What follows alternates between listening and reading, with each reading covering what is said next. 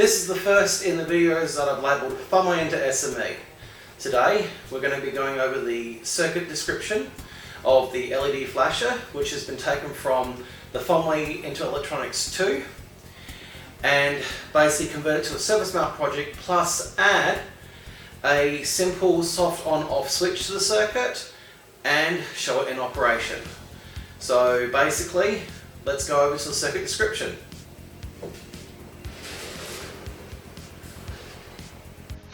So let's start with soft off-on circuit. So this is a new section I've added, improving on the original design, which required a switch wired in series 9-volt source. So this part of the circuit here, all this here.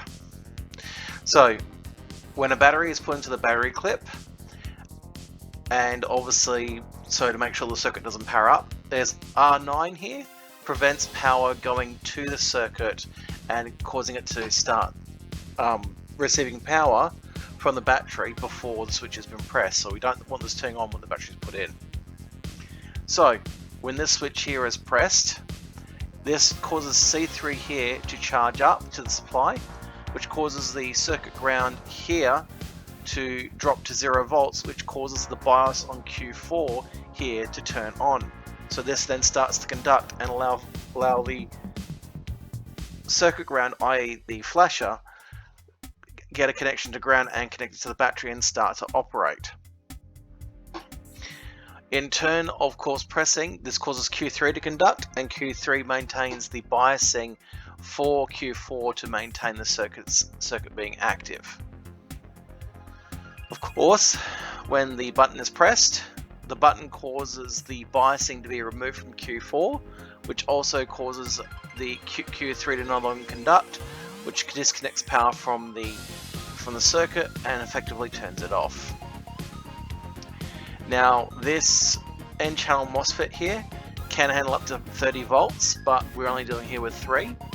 This circuit can be expanded up to 12 volts, but you would have to change the dropping resistors here, and you could put more resistors in series if need be. So with these LEDs, there is a 2-volt drop across them.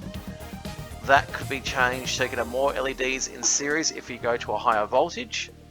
The transistors will be more than capable of handling the current load, no issue there. And of course, depending on the flashing frequency, you just basically change the capacitors here. The 100 microfarad capacitors give a relatively on-off type flash. You'll see in the video.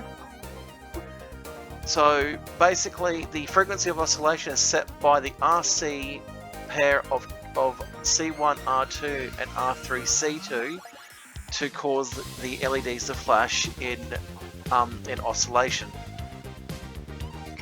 So basically, if you want to change the frequency of the circuit, you go with the constant of 0.69 times by R times by C, with R in ohms and C in farads. And you work it out for each side of the flasher and add them together. That'll be the total time taken, but the individual times will tell you how long that side of the LED will stay on in the oscillating cycle. You could slow it down by putting in a higher value, so going all the way up to, say, a 220 microfarad capacitor, or even a 400 microfarad capacitor if it's available in a 1210 package, or you can put it as low as 47 microfarads, which will speed it up fairly quickly. Alright, anyway, let's go over to the soldering bench and solder the circuit up, and then we'll see it in action.